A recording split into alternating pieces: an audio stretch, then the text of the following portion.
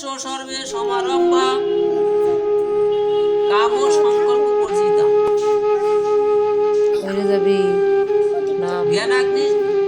জ্ঞানাগ্নি দগ্ধ কর্মেণ তমঃ পণ্ডিত বুদ্ধ। কথাটা অত্যন্ত গুরুত্বপূর্ণ। বললো যে এই জগৎ সংসারে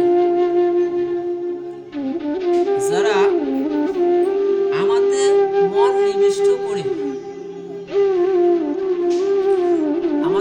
নিবিষ্ট করে যারা কৃষ্ণ ভাবনামৃত আস্বাদন করে, কৃষ্ণ ভাবনার অমৃত, অমৃত তো বুঝেন হরে কৃষ্ণ, যেটা পান করলে পরা কি হয়, তার এই মৃত্যুময় জড়া মরা সংসার তারা আর আসতে হয় না। তুমি কৃষ্ণ ভাবনার অমৃতের স্বাদটা গ্রহণ করো। কৃষ্ণ ভাবনা অমৃত যে লাভ করে সে সদা সর্বক্ষণ আমার স্মরণে থাকে, আমাকে চিন্তা করে, আমাকে ভালোবাসে, আমাকে প্রীতি করে এবং আমার সেবা করে। সে মায়ার দাসত্ব ছেড়ে দিয়ে কি করে, মায়ার দাসত্ব ছেড়ে দিয়ে সে কৃষ্ণের দাসত্ব করে। জীব নিত্য কৃষ্ণ দাস। কীর্তিগণ মধ্যে জীবের কোনটি শ্রেষ্ঠ কৃতি, এটা প্রশ্ন করেছিল শ্রীমন মহাপ্রভু।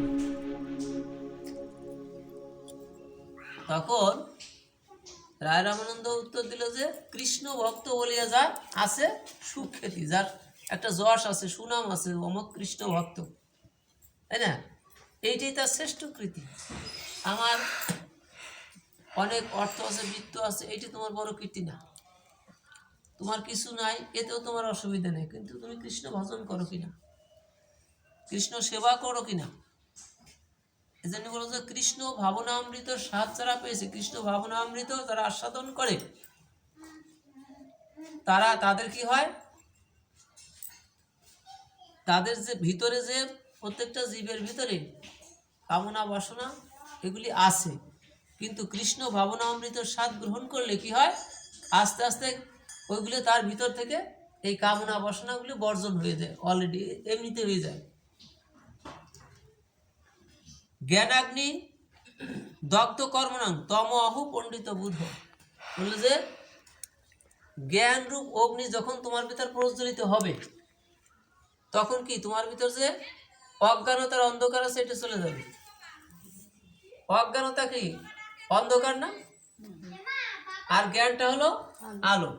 একটা অন্ধকার ঘরে যখন একটি আলো প্রজ্বলন করবেন, দেখবেন সমস্ত ঘরটা পরিষ্কার। বলে তোমার হৃদয় মন্দিরটাও, তোমার হৃদ মন্দিরটা ওই রকম পূর্ব জন্মের কলুষতায়, পাপে, পঙ্কিলতায়, কলুষতায় তোমার ভিতরটা অন্ধকার এরকম হয়ে গেছে। এখন যদি তুমি এই যে জ্ঞানের আলোটা প্রজ্বলন করো, তত্ত্বজ্ঞান, এই তত্ত্বজ্ঞান তুমি যখন কৃষ্ণ ভাবনার ভিতর থাকবা, কৃষ্ণই তোমার সব জগৎ সংসারী। কৃষ্ণের কৃপা ছাড়া জগতে কিছু হয় না। কৃষ্ণের চরণে তুমি নিজেকে দাসত্ব স্বীকার করবা, তখন কি হবে, তোমার ভিতর এই যে জ্ঞানের আলোটা জ্বলে উঠল। তখন তোমার ভিতর যে মায়ার অন্ধকারটা আছে, তখন আস্তে আস্তে কেটে গেল। যখন এই অবস্থা হয়, এই নিত্য কৃষ্ণ দাস যারা, তারা এমন একটা অবস্থা, মনের অবস্থা তাদের দাঁড়ায়, তারা পাঁচতলা বাড়িও চায় না, বিলাসবহুল গাড়িও চায় না, এগুলি তাদের কামনা না। তারা চায় একমাত্র ভগবানের সেবা। কৃষ্ণের সেবা করতে পারি কিভাবে, দুটো মাধু করি যা পায়, দুটো অর্থ করি ভগবান যা দেয়, সে কখনো মনে করে না যে এগুলি আমি উপার্জন করছি, ভগবান দিচ্ছে তাই দুইটা করি, মাধু করি, ভগবান যা কৃপা করে দেয় তাই দিয়ে তারা চিন্তা করে ভগবানের সেবাটা আমি দিতে পারি কিনা, যত কিঞ্চিত, এবং যা কিছু সংগ্রহ করে জোগাড় করে ভগবানকে দিয়ে বলে, গোবিন্দ এই জগৎ সংসার সবই তো তোমার, আমি আমি তো কিছুই করতে পারি না, তুমি কৃপা করে যা দিয়েছো তাই দিয়ে তোমার সেবা দিচ্ছি, এবং সেবা দিয়ে সে নিত্য প্রসাদ পায়।